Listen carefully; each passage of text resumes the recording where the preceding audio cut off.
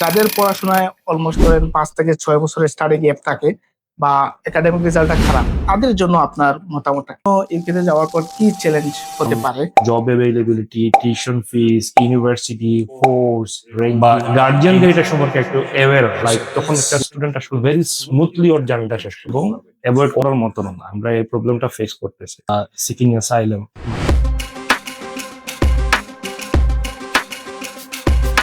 Hello everyone, welcome to our another podcast session. আজকে আমরা কথা বলবো এমন এক টপিক নিয়ে যেটা হাজারো শিক্ষার্থীর স্বপ্নের নাম, ইউকে স্টুডেন্ট ভিসা। আজকের গুরুত্বপূর্ণ বিষয়ে কথা বলতে আমাদের সঙ্গে আছেন স্টেলিয়ন্স গ্রুপ কনসালটেন্সি এর সম্মানিত সিও জনাব তাফজি জামান ভাই। কেমন আছেন ভাইয়া? আলহামদুলিল্লাহ নাহিদ, আমি ভালো আছি। আপনি কেমন আছেন? আলহামদুলিল্লাহ ভাইয়া, আমিও ভালো আছি। তো আজকের যে বিষয়টা হচ্ছে ভাইয়া, ইউকে স্টুডেন্ট ভিসা নিয়ে আমরা আলোচনা করব।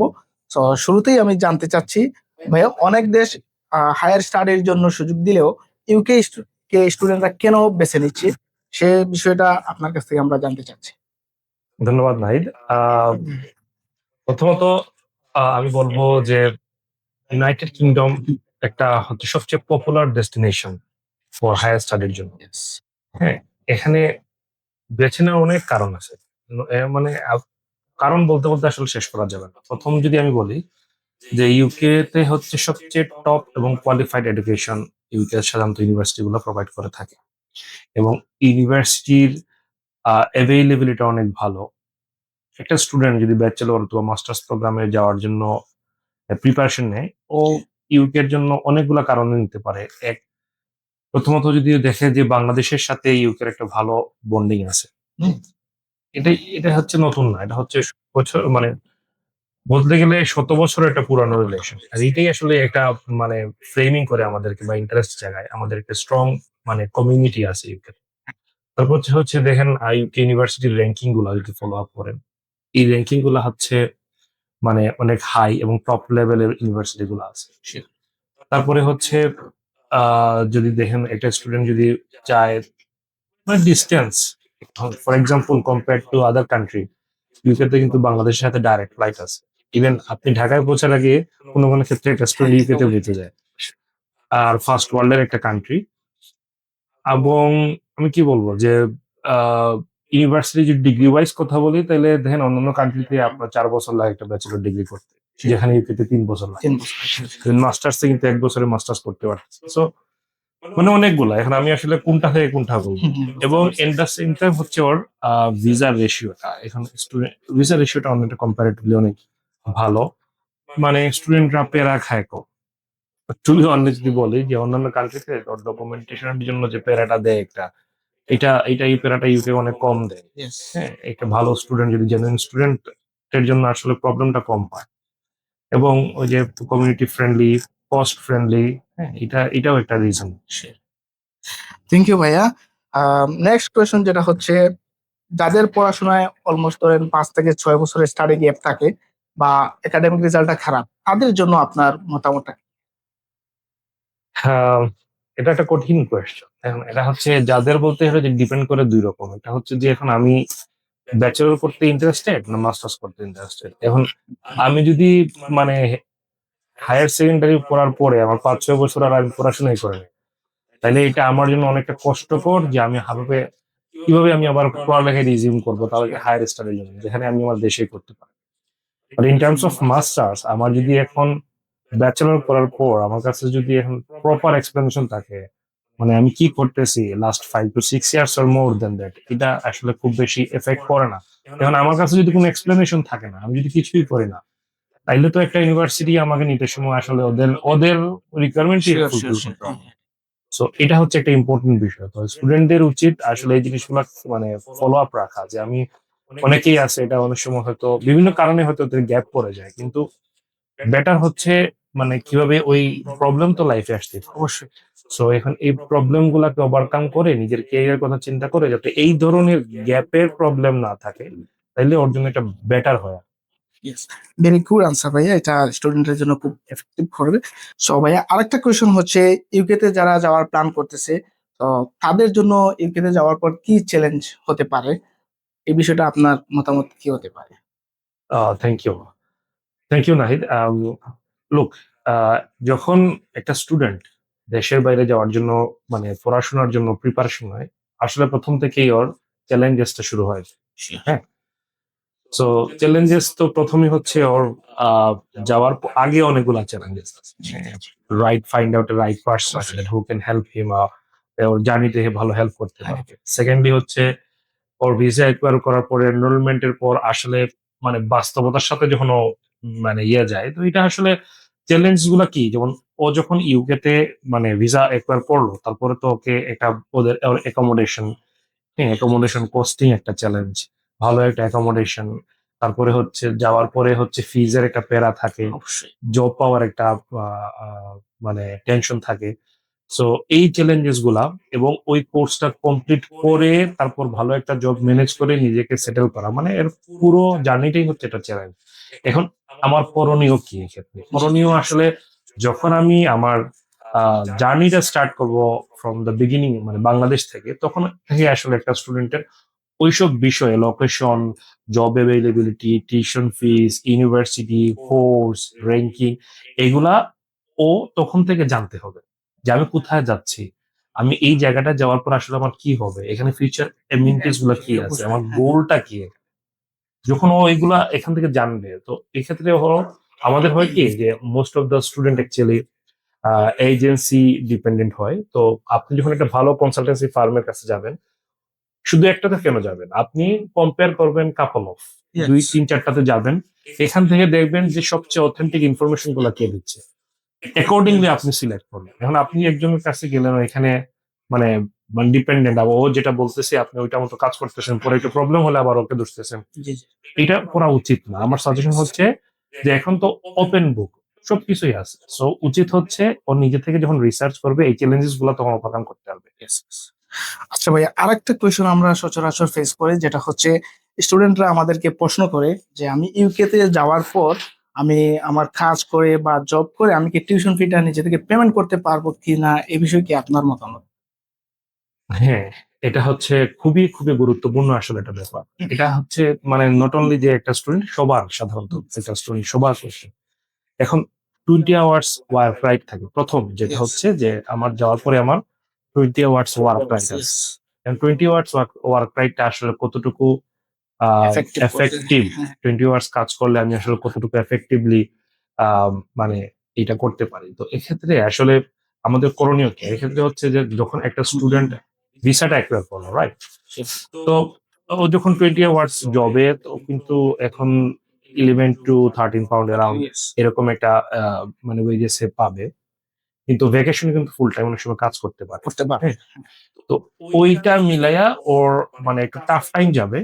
তো হচ্ছে যে চেষ্টা করবে হচ্ছে দেশ থেকে ম্যাক্সিমাম সাপোর্টটা নিয়ে নেওয়ার জন্য, ওইভাবে প্ল্যান করার জন্য। আমাদের হচ্ছে যে আমরা যেটা চাই যে আমরা হচ্ছে মিনিমাম টিউশন ফিজ দিয়ে তারপর চাই যে ওইখানে গিয়ে মানে মূলত একটা ইচ্ছা থাকে যে রেস্ট অফ দ্য কাভার করার। But I would suggest the student that এইটা না করে মানে বা গার্জিয়ানদের এটা সম্পর্কে একটু অ্যাওয়্যার আছে Yes. উচিত।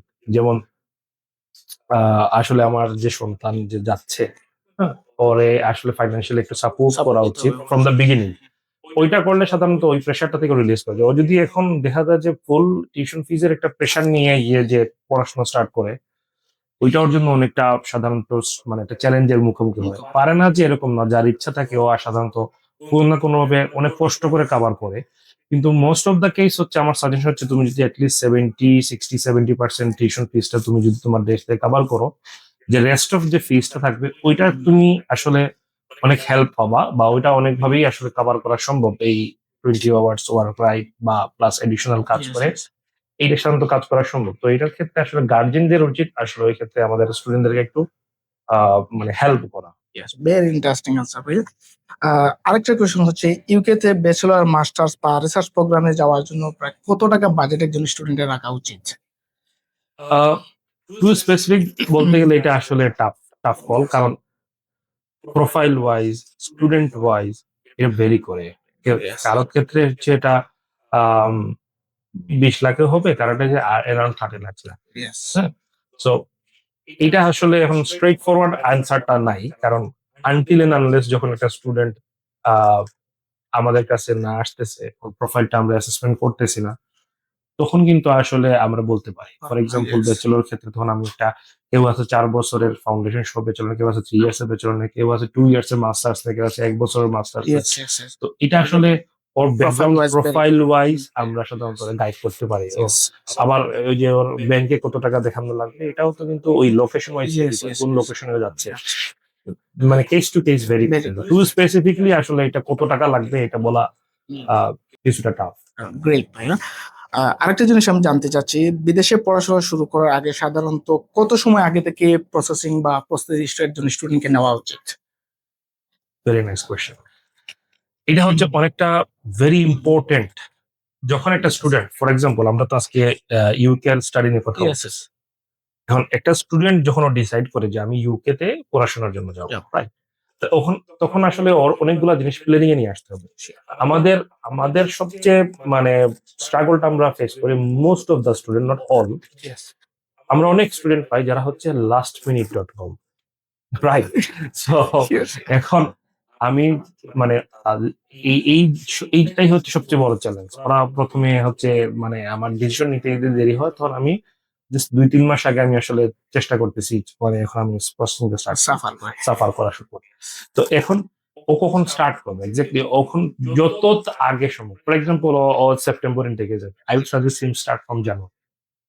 You have 9 months time, because nowadays what we are মানে সিইং দ্যাট ইউকেবিআই অনেক সময় ডিলে করে ফেলে ভিসা ইস্যু করতে।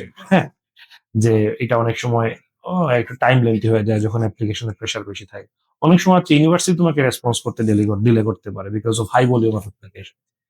তখন তো আসলে এই সাফারারটা তুমি হবা, কারণ তোমার তো অনেকগুলো কাজ আছে।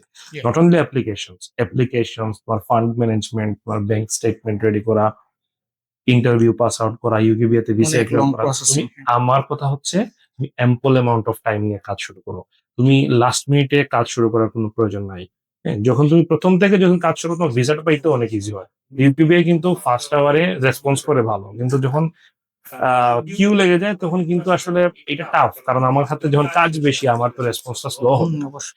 তো তুমি রিস্ক ফ্যাক্টর গুলা অ্যাভয়েড করা যত ভালো, তত হচ্ছে একটা স্টুডেন্টের জন্য ভালো। এটা সবার, মানে এখন এটা যদি ও জানুয়ারি ইনটেক হয়, ওর উচিত হচ্ছে ও আর্লি অগাস্ট সেপ্টেম্বরের প্রসেস স্টার্ট করে দিবে। মে ইনটেক হয় জানুয়ারিতে ও স্টার্ট করে দিবে। হ্যাঁ, Sure, sure. In the winter সেপ্টেম্বরও জানুয়ারিতে স্টার্ট করে দিবে। So, এইটা হচ্ছে মানে এই প্ল্যানিংটা হচ্ছে very important to avoid any kind of struggle. Like তখন একটা স্টুডেন্ট আসলে ভেরি স্মুথলি ওর জার্নিটা শেষ করতে পারবে, ও কোনো ধরনের প্রবলেম ফেস করবে না। I believe so. এটা এবং এটা প্রুভেন, এটা এমন না যে প্রুভেন না, এটা হচ্ছে প্রুভেন। যারাই হচ্ছে সাফার করে দেখা যাচ্ছে কোনো না কোনো ভাবে লাস্ট আওয়ারে আসছে, কারণ অনেকেই আছে ওদের ইংলিশ টেস্টেরও একটা ব্যাপার আছে, ওইটাও মিট Yes, করতে yes, হবে। yes. আচ্ছা ভাইয়া, আরেকটা কোয়েশন হচ্ছে, অনেক স্টুডেন্ট আমরা দেখতে পাচ্ছি যারা বর্তমানে বিদেশে যাওয়ার পর, স্পেশালি ইউকে তে যাওয়ার পর অ্যাসাইলাম ক্লেম করতেছে, যে ক্ষেত্রে ইউকে সিলেট সহ বাংলাদেশকে বিভিন্ন ইউনিভার্সিটি রেস্ট্রিক্টেড করে দিছে। তো এই বিষয়ে আপনার মতামত? আহ, প্রশ্নটা বাস্তবিক অর্থে সত্য এবং অ্যাভয়েড করার মতো না। আমরা এই প্রবলেমটা ফেস করতেছি। তো উচিত হচ্ছে এটা আমরা সবাই অ্যাওয়্যার হওয়া, স্টুডেন্ট অ্যাওয়্যার হওয়া, আমাদের গার্জিয়ানরা মূলত অ্যাওয়্যার হওয়া। যার আসলে এই ধরনের চিন্তা ভাবনা থাকে, আসলে স্টুডেন্ট রাউটটা অ্যাভয়েড করা। এতে গিয়ে যে যারা ভালো স্টুডেন্ট, যারা আসলে যাওয়ার জন্য, পড়াশোনার জন্য, নিজের ক্যারিয়ার গড়ার জন্য পড়াশোনা করে মানে রেডি হইতেছে, ওদের আসলে ইম্প্যাক্ট করতেছে। তো এইটা এটা একটা biggest problem we are facing nowadays. এটা এটা এটা আমাদেরকে অ্যাডমিট করতে হবে। এবং আমার message towards all the students, guardians, যারাই হচ্ছে মানে interested for higher study in abroad, not only for UK, Australia, মানে এনি কান্ট্রি। সো উচিত হচ্ছে তোমার ইন্টেনশনটা ক্লিয়ার করা, কারণ এটা তো হচ্ছে তুমি এবং যারা হচ্ছে ইন্ডাস্ট্রিতে আমরা কাজ করতেছি, আমরাও আসলে উচিত ভেরি সেন্সিটিভলি এই জিনিসগুলো ফাইন্ড আউট করা, স্টুডেন্টের সাথে ভালোভাবে কথা বলা, ওকে অ্যাকর্ডিংলি গাইড করা যে what are the consequences after seeking asylum. মানে এটা হচ্ছে তো তুমি মিসলিডিং করতেছো, এটা তো তোমাকে religiously you are not right, এবং তুমি আসলে তোমার ক্ষতি করতেছো না, তুমি তো এন্টায়ার একটা সিস্টেমের ক্ষতি করে ফেলতেছো। তো এটা করবা না। এটার জন্য হচ্ছে এদেরকে ফাইন্ড আউট করা এবং এইসব জিনিস থেকে হচ্ছে সবাইকে বিরত থাকা এবং যারা জেনুইন স্টুডেন্ট তাদের যাতে ইম্প্যাক্ট না হয় এটা আমাদের সবার খেয়াল রাখা। আচ্ছা ভাইয়া, আরেকটা ইম্পর্টেন্ট প্রশ্ন হচ্ছে, আমরা দেখতে পাচ্ছি যে ইউকে ইউনিভার্সিটি গুলো বাংলাদেশ তথা সিলেটের জন্য অনেক সময় রেস্ট্রিক্টেড করে দিচ্ছে। তো এক্ষেত্রে কি স্টুডেন্টের ভয় পাওয়া উচিত, নাকি কি করা উচিত, আপনার মতামতটা কি? এটা থ্যাংক ইউ নাহিদ। হ্যাঁ, আমরা কিছু রেস্ট্রিকশন ফেস করতেছি, বাট এটা আসলে ভয় পাওয়ার কোনো কারণ নাই। যারা জেনুইন স্টুডেন্ট, যারা এক্স্যাক্টলি মানে পড়াশোনাই করতে চায়, তাদের জন্য এখনো হিউজ ইউনিভার্সিটি আছে। এখানে ইউকেতে অ্যারাউন্ড 200 এবং এর চেয়েও বেশি ইউনিভার্সিটি আছে, রাইট? তো আপনারা তো সবাই রেস্ট্রিক্টেড সো ওইটা হচ্ছে অ্যাকর্ডিং টু তোমার প্রোফাইল দেখে, তারপর তোমার প্রথম ইন্টেনশন যদি ক্লিয়ার থাকে, তুমি যদি ওয়েল রিসার্চ করো সবকিছু নিয়ে, তোমার জন্য দরজা খোলা। কিন্তু এখন যে প্রবলেম যেটা, যদি এখন কারো যদি এই রাউটকে মিসইউজ করার ইচ্ছে থাকে, তার জন্য দরজা খোলা নাই। ঠিক আছে? সো এটা নিয়ে ভয় পাওয়ার কোনো কারণ নাই। তুমি স্টুডেন্টের উদ্দেশ্য হচ্ছে তুমি তোমার ইন্টেনশনটা ক্লিয়ার রাখো, তোমার ফাইন্যান্সিয়াল প্রিপারেশন নাও। তুমি যে তোমার এইম ইন লাইফ সম্পর্কে নিজে আগে আ মানে ক্লিয়ার হও। তুমি ভবিষ্যতে কি করতে চাও এটা নিজেকে আগে ডিসাইড করো। এন্ড দেন তুমি আমাদের কাছে আসো। আমরা তোমাকে গাইড করব। ভালো একটা ইউনিভার্সিটি দিয়ে, ভালো একটা কোর্সে তোমার ক্যারিয়ার প্ল্যান মোতাবেক, এবং তোমার ওইভাবে আমরা আসলে তোমাকে মানে হেল্প করতে পারবো। তাদের জন্য অপশনটাই আছে। হ্যাঁ, অপশন মানে অভাব নাই। সো এটা নিয়ে আসলে ভয় পাওয়ার কোনো কারণ নেই। থ্যাংক ইউ ভাই। হ্যাঁ, তোমার সাথে আমি এটার সাথে আমি আরেকটা জিনিস এড করতে চাই। সেটা হচ্ছে আমরা দেখতে পাচ্ছি রিসেন্টলি স্টুডেন্টরা যে মানে চ্যালেঞ্জেসটা ফেস করতে, সেটা হচ্ছে কমপ্লায়েন্স এর ক্ষেত্রে। হ্যাঁ, কমপ্লায়েন্স ইন্টারভিউজ এর ক্ষেত্রে। Not only university, also with the EQVI assessment এটা নেয় before issuing the visa. তো এক্ষেত্রে একটা স্টুডেন্টের অনেক কিছু করার আছে। আমি স্টুডেন্টের উদ্দেশ্যে বলবো যে তোমরা এখানে নার্ভাস হওয়ার কিছু, প্রথমত হচ্ছে তোমরা স্ক্রিপ্টেড হবে না। হ্যাঁ, যে অ্যাজ ইউজুয়াল স্ক্রিপ্টেড না হয়ে তোমরা এটা কনভারসেশন হিসেবে কেন, এবং আইদার ইউনিভার্সিটি অথবা ইউকিউবিআই তোমাকে বিয়ন্ড দ্য বাউন্ডারি কোনো কোয়েশ্চেন করে, তোমাকে রিলেভেন্ট কোয়েশ্চেন করবে। তুমি এই ইউনিভার্সিটি কেন যাইতে চাচ্ছ, এই কোর্সে কেন যাইতে চাচ্ছ, তোমার ফিউচার প্ল্যান কি। So, এইটা নিয়ে নিজের একটা পয়েন্ট অফ ভিউ দাঁড় করাইতে হবে। এটা যদি তুমি এখন ডিপেন্ড করে বসে থাকো যে একটা তোমাকে কেউ এটা স্ক্রিপ্ট রেডি করে দেবে, এটা মুখস্থ করবো আর বলবা, এটা হবে না। এই দিন এটা এই সময় নাই। তোমাকে তোমার নিজস্ব ক্রিয়েটিভিটি দিতে হবে, তোমার ইংলিশ ল্যাঙ্গুয়েজ স্কিলটা বাড়াতে হবে। সো এটা একবারে ইজি, যে এখানে তো তোমাকে মানে রকেট সায়েন্স কোনো কোয়েশ্চেন করবে না, ভেরি নর্মাল কিছু কোয়েশ্চেন করবে। এটা তোমাকে প্রপারলি ওর সাথে কমিউনিকেট করে ওকে রিয়েলাইজ করাইতে হবে যে you understand English very well, এবং you have the deep research regarding your university, your course, your future plan, and you have proper financial planning. এই মানে এখানে যাওয়ার পর তুমি কি করতে যাচ্ছ, তুমি ইমিগ্রেশন রুলস এন্ড রেগুলেশন সম্পর্কে জানো। এই জিনিসগুলো যখন তুমি ওকে প্রপারলি বুঝাইতে পারবা, তো তোমাকে কেন আটকাবে? তোমাকে কেন এখন কথা হচ্ছে যে স্টুডেন্ট গুলো এখানে স্ক্রিপ্টেড আনসার দিতেছে। তো আমি এটা বলবো, avoid scripted answer, do your own research. এই ক্ষেত্রে স্টেলিয়ন্স তোমাকে খুব ভালো সাপোর্ট দিতে পারবে। তো এই যে ডিপ রিসার্চটা আসলে কিভাবে করতে হয়, এটার জন্য তুমি আমাদের সাথে যোগাযোগ করো। কিভাবে আসলে আমি ডিপি সার্চ করবো, আমি তো কিভাবে আমি কথা বলছি। হ্যাঁ, আসলে আমাকে come our visit our office, sit with our compliance team. We have a very strong compliance team. ওইটা তোমাকে হেল্প করবে, এবং আমাদের ওই জায়গায় তুমি সবচেয়ে মানে নিজেকে ওভারকাম করে নিয়ে, সো এটা নিয়ে ভয় পাওয়ার কিছু নাই। মানে ধৈর্য ধরে কাজ করলে তোমার সফলতা আসবে। Well, it's a very important for students. Thank you ভাইয়া। ফাইনালি আরেকটা কোয়েশন হচ্ছে, ভিসা প্রসেসিং এবং ওভারঅল গাইডেন্সের ক্ষেত্রে স্টুডেন্টরা কেন স্টেলিয়ন্স গ্রুপ কনসালটেন্সিকে বেছে নেয়? স্টেলিংসটা যদি আমি প্রথমে বলি, for UK higher study why you should choose us for our strong compliance. হ্যাঁ, এবং trained dedicated counselors, এবং strong management team, and strong university connection around the UK. So, and আমাদের support.